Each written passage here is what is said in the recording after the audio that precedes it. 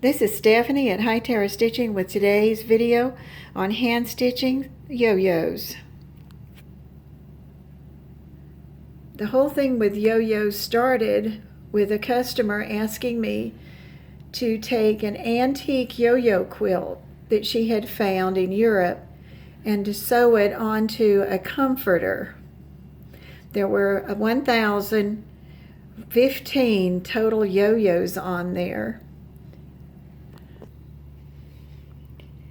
As I was attaching the yo-yos to the quilt, it just became so interesting to look at the different fabrics, because we decided that this was a pre-World War II antique quilt, and it was amazing. The whole thing stayed together. I think I only had to stitch together about 6 of the yo-yos out of that whole set, so whoever did it had done a great job.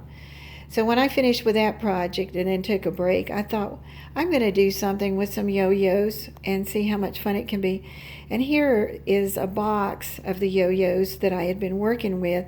And you can see I tried to organize them. At one time they were organized by colors like blues and greens and oranges, so that I had stacks. So as I did my different blocks, I would pick different colors and make sure I didn't make the whole one blue and red or anything like that.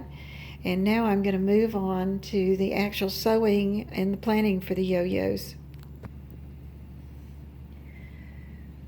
When you make your yo-yos, you can make them and make a stack and then start sewing them together. And you can sew them together in rows, or you can sew them together into blocks and then attach the blocks to each other. And that was sort of what I did with the project I'm going to show you in a few minutes. But I started out with a 4.5 circle, and I cut a template, and then I went and started cutting out the different colors. Now, if you cut a 5-inch strip and you lay those 5-inch strips on top of each other, you can cut a lot at the same time. If you have charm squares left over from some other projects, this would fit perfectly on there, and you could cut and get a bunch of to work with. And so what I was going to do is just quickly show you to start through here, because sometimes showing is better than telling. And what I've done is I have my first circle and I got it started. I put a really good knot in the end, and I'm using black thread so that you can see it, but you would want to use a white or a color that goes with what you're doing. And I doubled the thread because we're going to pull it in a few minutes to make it taut. So as you're sewing around, about 1/4 of an inch works really well. And at first, when you're not sure if you got it, just take them every once in a while. Put that ruler up there, because you want them to be sort of uniform. And in general, depending on the kind of needle that you like to use, use a sharp needle. And then do your stitches. Make sure that your thread stays. Don't use any old thread that's going to knot up on you, because you're not going to like that. And generally, I could get like 2 stitches. And if you notice, I'm not making them really big, because that affects the way your gathers are going to be put together in a few minutes when you get all the way around. And so I would just keep going.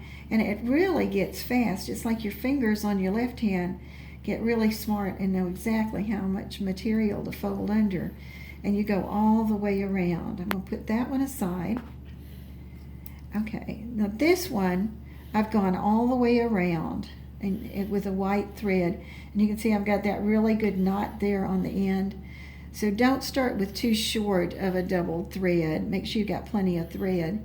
I'm going to take and I'm going to start gathering this together like a little pocket. And because it's doubled, it's going to be pretty strong. And then sort of push it out. And then pull it again. Let's see. Get my fingers to go. I'm going to pull it in as tight as I can get it. And then, see if I got it really tight. I'm going to take and I'm going to put a knot. I'm going to get ready to do a knot in it. And now I've got it. Oh, there, what happened? I broke. All right,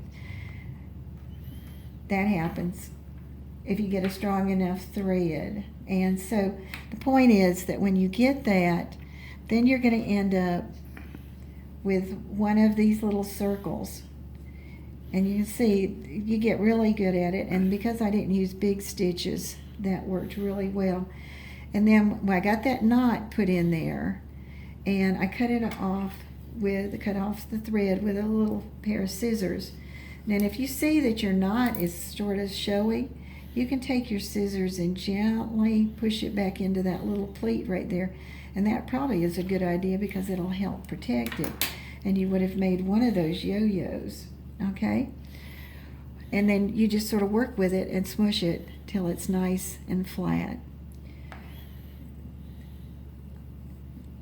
Can't believe that broke. Isn't that about what happens? All right, so now the next part is when I'm actually going to sew the yo-yos together. And you've got your two little pillows, so you've got a knot in a double thread. Take and run your needle through the little pillow there. It's like a little pillow. And pull it inside. The knot goes inside. And it's really amazing. This is only going to be about 4 little stitches. My knot wasn't big enough. This is, okay. See if that'll stay.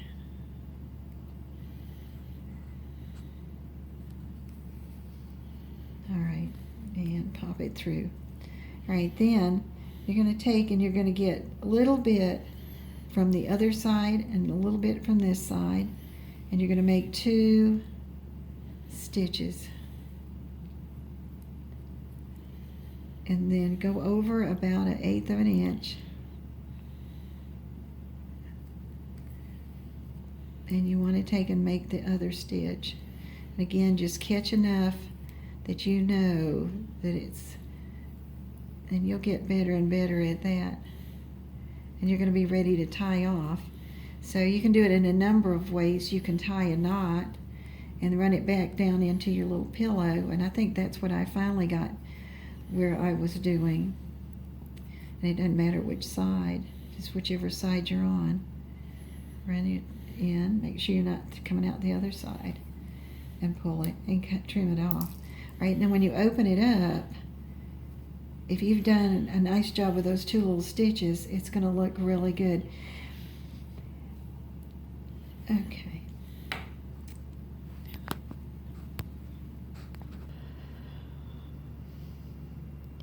And one of the things I'd like to share with you is that if you're using 42-inch wide material, you can get about 56 5-inch squares out of that, and that would be a great to start.